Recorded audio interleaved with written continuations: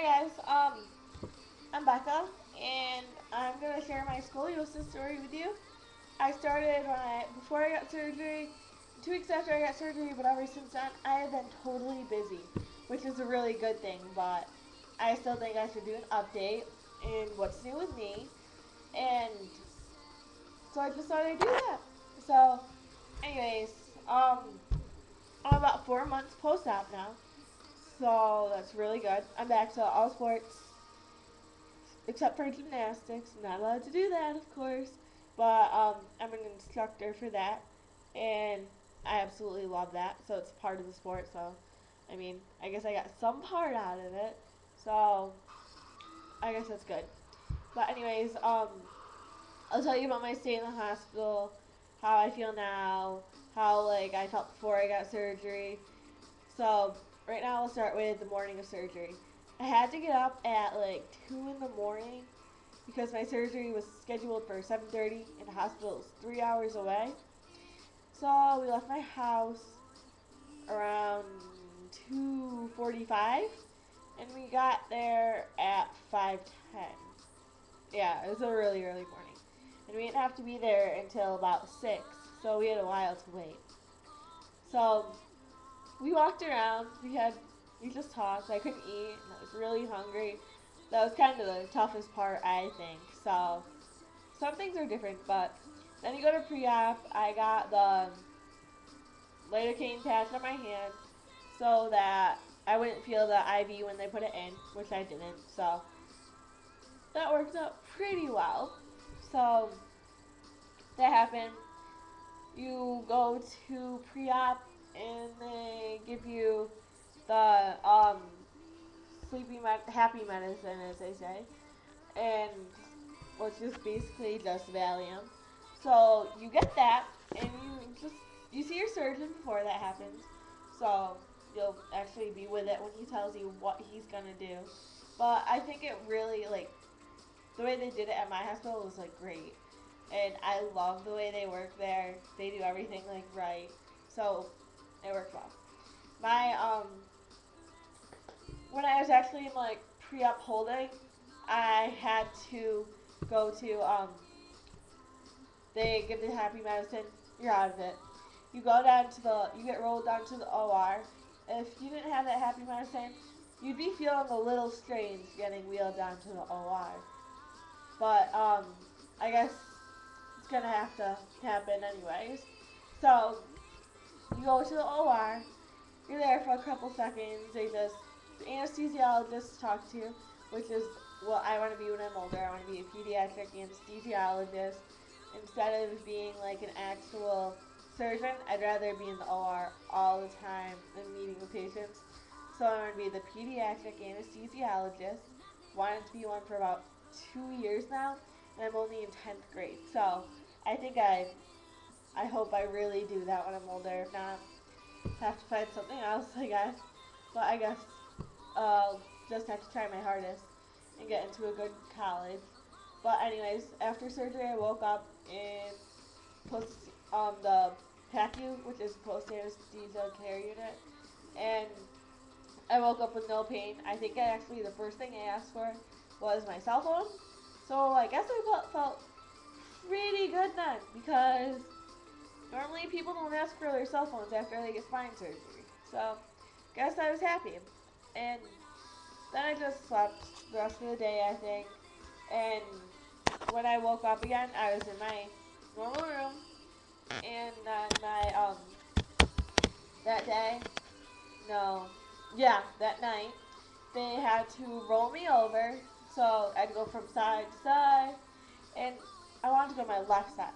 That was the side I slept on before surgery. So I was like, okay, that's fine. And that didn't hurt at all. Then they come back in 2 hours, like, you have to turn over to your other side. I was like, okay, that's fine, because that side didn't hurt. So when they turned me over, like, I don't really cry, but that was, like, the most pain I've ever experienced. So I just guess, like, you have to have your own ways for things, and that was one way. It just hurt. So I learned that way not to be able to do it. So I guess like I don't know. But now it turns out that's the side I sleep on. So maybe the side that was most uncomfortable for me before is actually going to be the side that's more comfortable for me now. So that works out really well. Um, Day two, I had to sit up and sit in the chair. The famous chair. It was great. I'm just kidding. I'm so sarcastic. But it didn't really bother me. I fell asleep in the chair, so I was there for like 2 hours. So I guess it was good. Anyways, then day three I got up and went walking. Day four I did the same. Day five I did the same. But day five I finally left. I got to go home. We left at like I think 10. It's better than my last surgery. We left at 8 at night. I threw up all the way home. It wasn't very pleasant. That's when I had brain surgery. So, that's over with. That was cake. Like, that was so simple compared to having this surgery. So, I guess, like, you take what you have, like, with you, and just be thankful. Because when I go to that hospital, I see kids with worse things than me. And it makes me feel like, why am I here? Then you think, and I'm like, I do have a reason to be here, but I just feel like I don't have as much of a reason as the other kids there. So, it makes me feel weird. Here's my puppy. His name's Roscoe. He's a Jack Russell Terrier. Roscoe. He's 7 years old. And he's my baby. So basically, like, then I got to go home. Being home is the hardest because you're used to having, like, all your drugs and your IVs and everything. And now, like, when you're home, you don't have any nurses. Your parents are your nurses. Your parents really don't know what to do. And, I don't know. The one thing I'd have to suggest for after surgery is getting a little step stool onto your bed. And here's my other puppy, Louie. He's one. Stop it. That's just you. Stop it. And then my other stop it, Roscoe. Okay, so that's what happened. 1 month after surgery, flew by.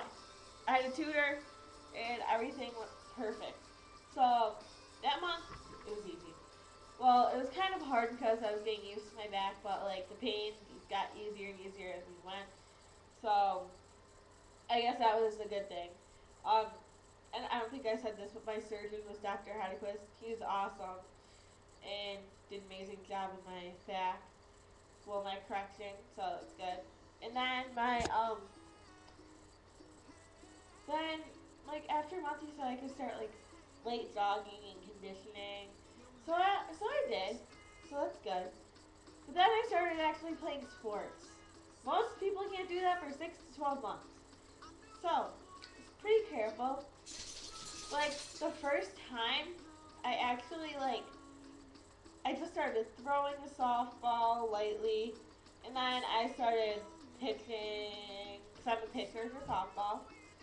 And then the next thing I did was play volleyball. I'm not scared to play volleyball, even though I'm so volleyball. Anyways, you have to dive in volleyball, so that's like a major thing. But I'm pretty excited for volleyball because it's like one of my favorite sports. So volleyball and softball are my two main sports. And for volleyball, I'm a setter and hitter, and for softball, I'm a pitcher and I play second base. I'm okay at hitting.